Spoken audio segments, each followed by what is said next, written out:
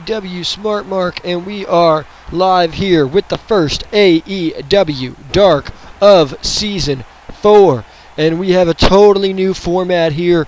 Right into the action we go. Our first match of the night, Riho versus Athena.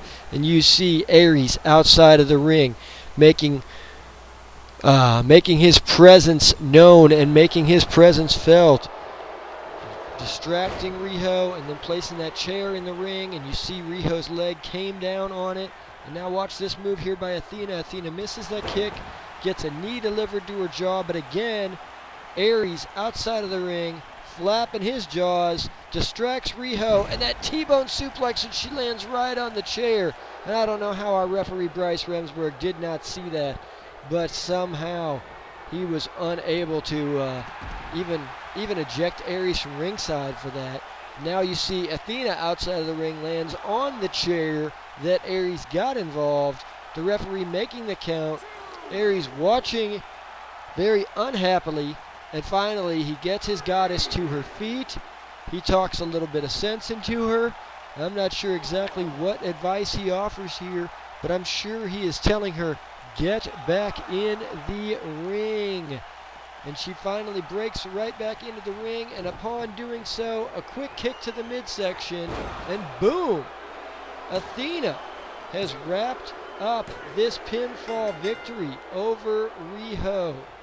We still do not know the identity of Athena or Aries. All we know is that they claim to be gods that are here to take over, gods and goddesses that are here to take over AEW and rise to power. And you see here the replay and the highlights. While we're showing you these replay highlights, I do want to make sure everybody in the AEW Multiverse fan base knows that there will be a huge women's World Cup Elimination Chamber match going on at our next pay-per-view. 6 females from all different parts of the world. We've got a total of, I think, 10 or 11 countries participating in this thing. You basically have a one-on-one qualifying match against a woman from another country, and then the winner makes their way into that Elimination Chamber match at the pay-per-view, and we'll be facing off against our longest reigning champion, Hikaru Shida, for that AEW Women's World Title. Both of these women, Riho and Athena, will be in qualifying matches later this month. And so you got to wonder, will they face off again in the chamber? And will it go a little differently when Aries is locked out? Next up on Dark, we had Laredo Kid, our new FTW World Champion, coming out to the ring, and he essentially just let everybody know that he will defend his title when he wants, on his time, and that we would just have to like that, because he was just going to have to find someone that he deems worthy of the FTW title. And perhaps one of these two men in the ring for the next match is the person Laredo Kid might deem worthy. We've got Lee Johnson in the ring, who's been on an incredible winning streak. And we've also got the Inner Circle's Sammy Guevara.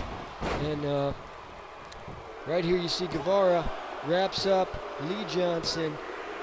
Probably the most interesting part of this match will be shown after all these replays. So make sure you stay looking at your screen here. I want you to look in the background at some tension that possibly happens here between Ortiz and Jake Hager in the background outside of the ring.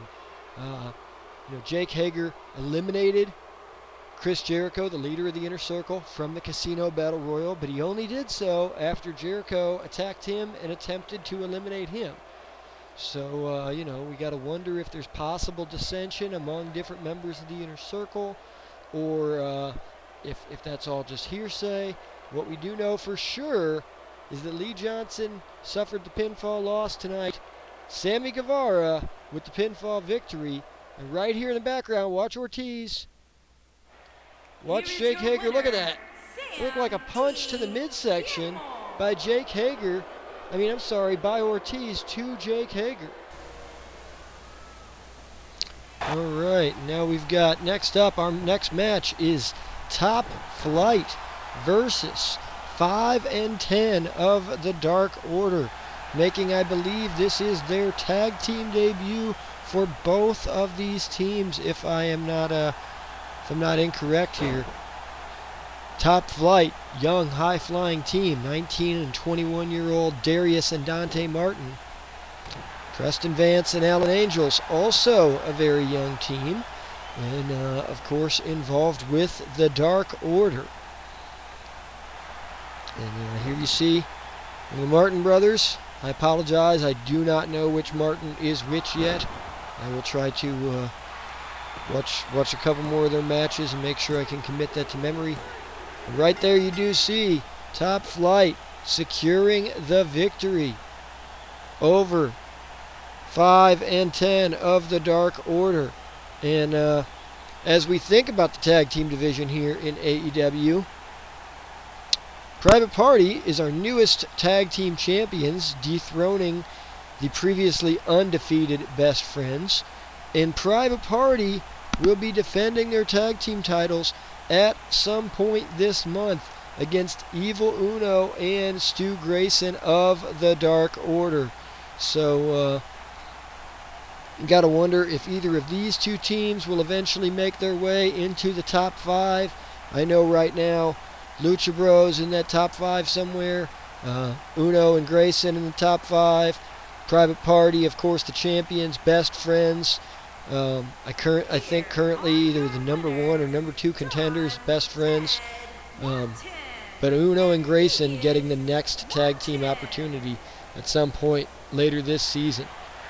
And next up, we saw Sonny Kiss and Darby Allin have some words. And Sonny Kiss said right off the bat, "You don't respect me because if you respected me, you wouldn't even look at me in the back.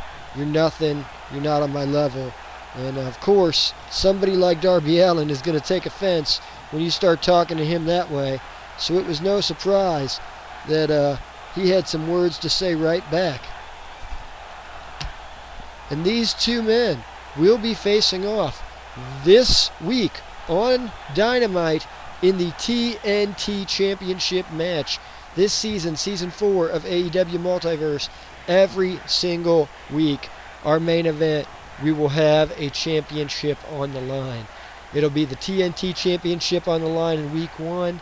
I believe it's the it's the NWA Women's Championship on the line in Week 2. Tag Championship on the line in Week 3, and the FTW Championship on the line in Week 4. But you see there, Darby Allin, he doesn't like to use his words, he likes to use violence, and right away he takes it to Sonny Kiss and attempts to do just that, and Kiss brings it right back to him with some kicks here.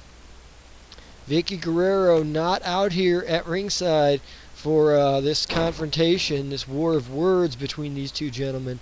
But you can be certain the Kiss's manager, Vicky Guerrero, will be in his corner when he fights for that TNT title opportunity.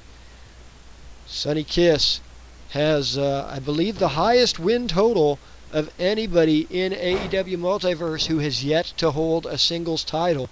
So certainly deserving. Previously had a TNT title opportunity against Cody Rhodes. Had a bit of a controversial finish with Brandy Rhodes getting involved. That was, according to Sonny Kiss in interviews, that was paramount in him leading to his decision that he needed to get his own manager, his own representation outside of the ring. And he got the ruthless, the vivacious Vicky Guerrero, and she has done plenty for Sonny Kiss's career as she's got him lined up for his second TNT title opportunity here in Season 4, while there are many other stars on the roster who have not yet even had their first TNT title opportunity. And it will be interesting to see these two go at it when they face off on Week 1 of Dynamite, Season 4, AEW Multiverse. And then the next match on our card, the main event here tonight, we had TNT taking on TH2. This is after TNT was victorious in their debut match over FTR, and of course we saw Angelico and Jack Evans refer to that as a fluke and claim that TNT did not belong here in AEW and that they were going to teach them a lesson. And right here off the ropes, Jack Evans with that splash. I don't know if he taught him a lesson, but certainly TH2 victorious and kind of stopping TNT's momentum before it can start. So plenty going on in our tag division, plenty going on in our TNT division, and of course we've also got the FTW division. We've got the world title, we got the women's title, we got the NWA women's title. There's so much happening here in the multiverse at all times, and this was a great match between TNT and TH2.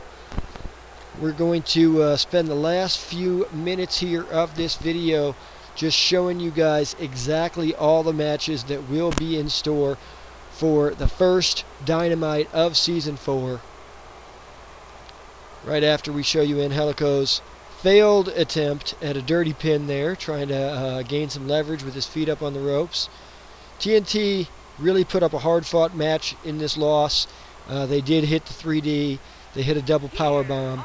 They hit a lot of great moves, but in the end, TH2 was victorious. So as you see here, this week on Dynamite, we will have Miro taking on Adam Page. That right there is a pay-per-view quality matchup. You don't want to miss that. And it will be interesting to see how Kenny Omega responds to that, as Kenny seems to be trying to rekindle his tag team relationship with the Hangman here recently. So will he be at ringside for that match? We're not sure. We'll see the singles debut of Davey Boy Smith Jr. recently debuting at the Casino Battle Royal, and he will be taking on former AEW World Heavyweight Champion Jon Moxley. We are hearing rumors Jake Roberts will be in Davey Boy's corner. You know, Davey Boy and Lance Archer, they have history in New Japan. Lance Archer currently managed by Jake Roberts, and with Archer as the current world champion, I'm sure Jake is looking to Davey Boy as a bit of protection. And then we'll see a 6-man tag team match with Private Party, the newest AEW Tag Team Champions, and Matt Sydal taking on Uno, Grayson, and Angels of the Dark Order in 6-man tag team action. Like I said, Uno and Grayson getting a tag team title shot at Private Party later this month. So it's only appropriate that they face off in that 6-man prior to. We will hear from Maxwell Jacob Friedman, as he was recently backstabbed by Wardlow, and apparently he's got some things to say about that and about Wardlow falling short of capturing the AEW World Title at the All Out pay-per-view in that Fatal 4-Way, where Lance Archer was victorious over former champion Brian Cage. And then after that MJF interview, we will also be seeing an Extreme Rules match between two guys who are nuts about fruit here. We're going to have Pineapple Pete on one side of the ring. We're going to have Orange Cassidy on the other side of the ring. In Pete's debut here in the AEW Multiverse, he violently attacked Orange Cassidy. And obviously Orange Cassidy looking for some payback after losing that match to Pineapple Pete, losing the opportunity to be in the Casino Battle Royal at All Out.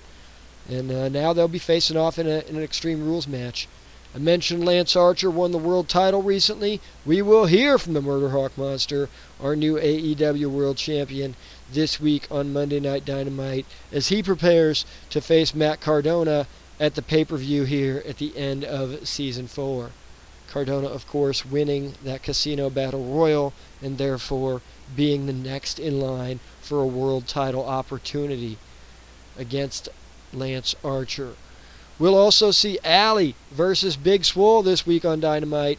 Allie versus Big Swole. This match will be an NWA #1 contenders match. So the winner of this match will the very next week on Dynamite get a shot against Thunder Rosa for the NWA Women's Championship. Will it be Allie or will it be Big Swole? Also, Allie has been announced for the World Cup as well, representing our friends north of the border up in Canada. And as I mentioned, this week on Dynamite, our main event, TNT Championship match, Sonny Kiss versus Darby Allin. Make sure you subscribe to the channel, like, comment, check out the link in the description. We've got a Facebook page. We've got more wrestlers available. We would love to have you join in the multiverse. Follow us on Twitter. And until next time, peace.